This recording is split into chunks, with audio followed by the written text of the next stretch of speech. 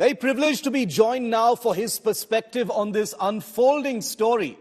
2 weeks after the Canadian Prime Minister triggered a huge diplomatic row between the two countries, a large number of Canadian diplomats have been flown out from India at India's orders. Joining me live now is Ambassador Kanwal Sibal. He's former Foreign Secretary of India. He's been ambassador to several different countries, including Russia, Turkey, and Egypt. Ambassador Sibal, thank you very much for your time. Appreciate you joining me here on India Today. My first question to you is on this immediate development, sir, on Canada flying out reportedly an unspecified number of its diplomats.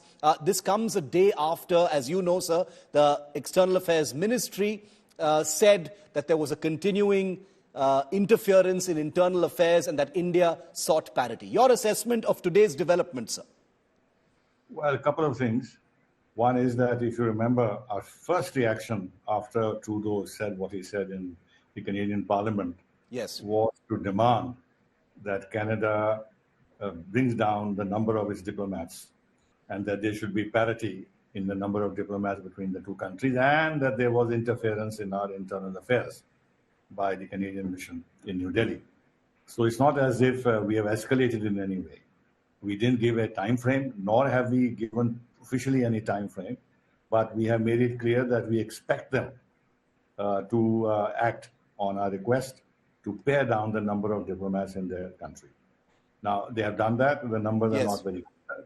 So I would say that under any normal diplomatic rules, if a host country asks a foreign embassy to reduce its personnel and gives the ground why it wants it to be done, then the other country has no choice. Therefore, it's not a question of they bowing down to an order. I mean, it's not an order in that sense. It is diplomatic practice, accepted, recognized diplomatic practice.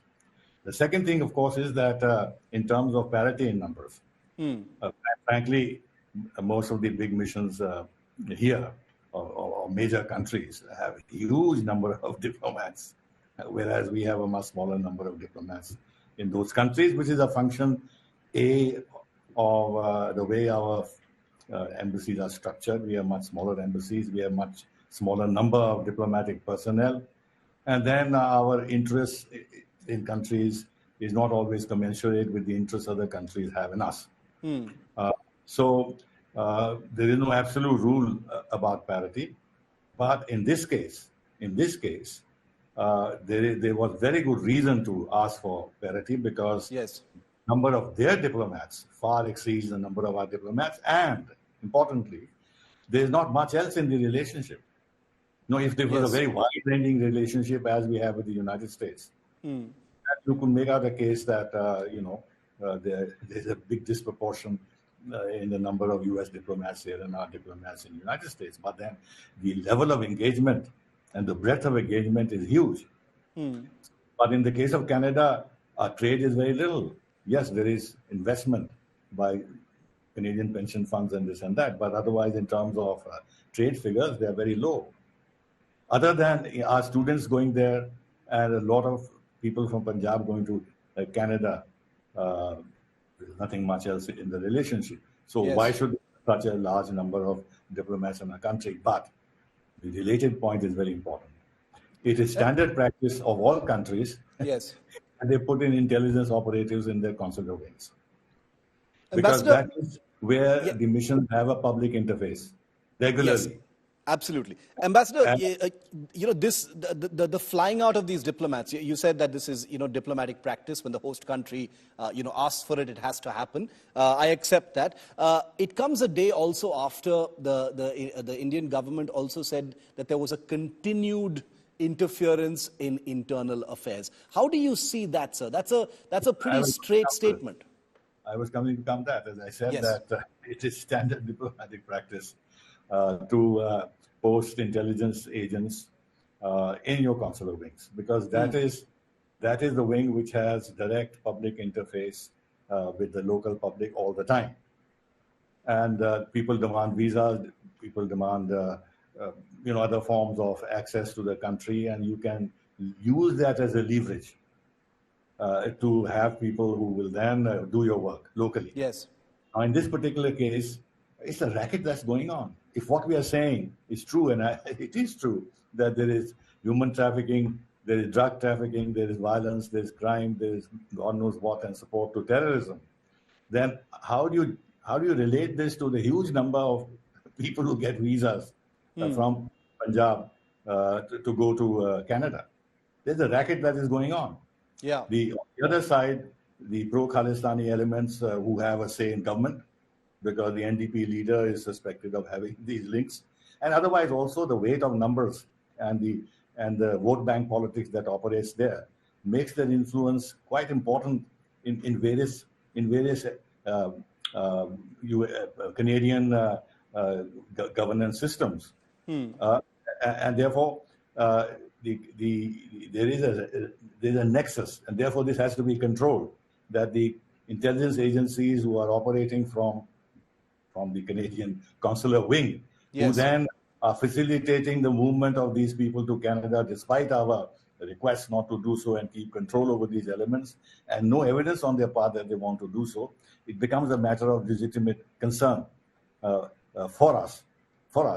And therefore, I think we were right to ask them to pare down their numbers. And I think the next step ought to be, if these things are not resolved amicably and the Canadian side still does not curb the activities of these people, and latest clips that I've seen seem to show that in this Gurdwara in Canada, the concerned Gurdwara, they're still putting up posters asking for the assassination of Indian diplomats and this and that. Now, if this carries on, I think we will have to close the Canadian consulate in Chandigarh and have the people come to Delhi for their visas, where police controls and other controls can be much more effective than in Chandigarh.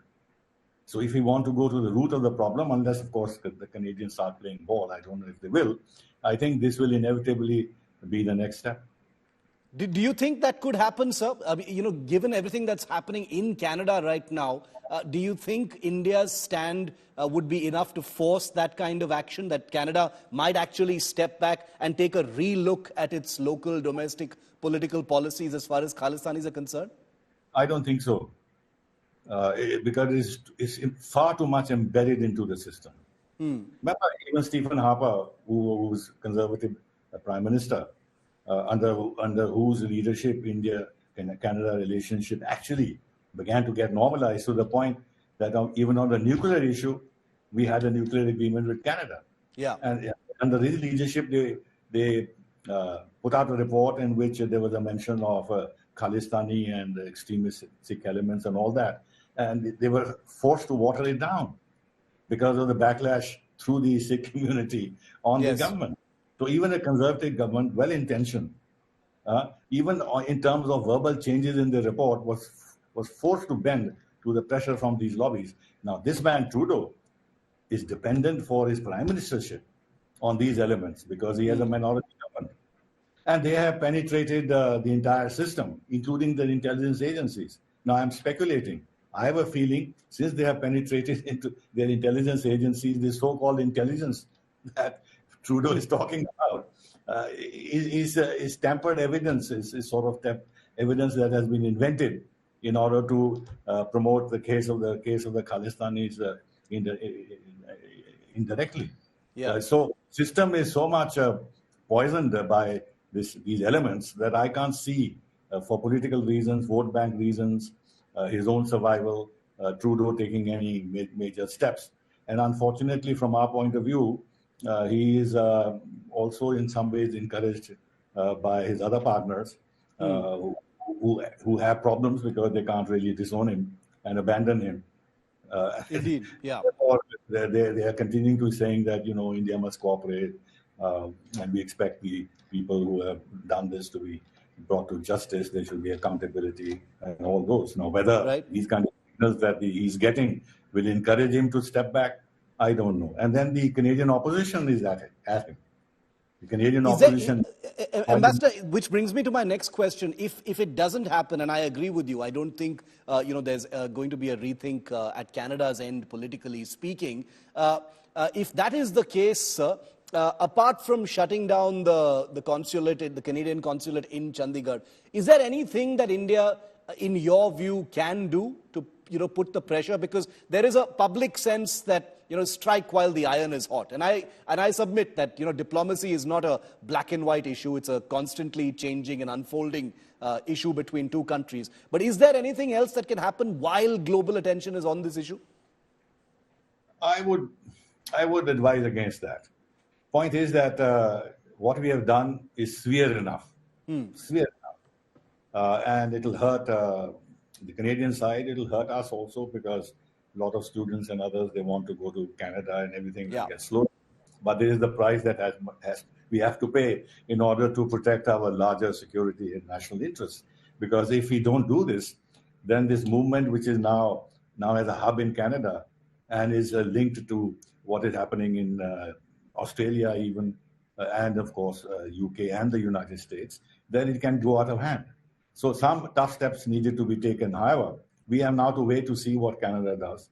If on their side they take some escalatory steps, then we can see what options we have. Otherwise, I think we should, on our side, limit ourselves to this action for the time being and continue to press them to act against these criminal gangs and these terrorists and the Khalistani elements in Canada, and press the Five Eye countries on this. One good thing in this is that a message has gone down very strongly to other countries who are also very lax in terms of curbing these elements. Indeed. That India will no longer support this kind of activity on their soil. All these countries, when it comes to signing UN documents or other documents on terrorism, G20, this and that, all will tell you that no country should give any support on its soil to terrorism, must curb terrorism, etc., etc. They sign that very blithely, but they don't act on the ground. Now, when there is a movement which is openly asking for the balkanization of India, which is working against the sovereignty and integrity of India, which is involved in violence in India. And all these people know the history of Punjab.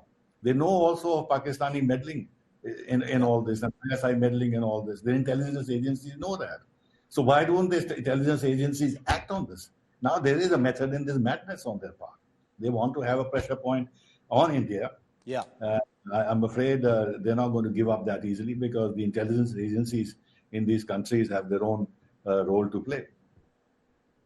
Very interesting and extremely illuminating. Thank you, Ambassador Kanwal Sibal, for your time and your wisdom on this changing story. I agree with you. I don't think this is the last we've seen of it, but it is good to hear that your assessment is that India's steps so far have been severe enough. The ball in many ways is now in Canada's court, and we'll have to see what happens there. If they escalate, there may be more options, or will it go down a slightly more peaceful path compared to what the last 17 days have been. Ambassador Kanwal Sibal, thank you very much for speaking to India Today, sir. My pleasure. My pleasure.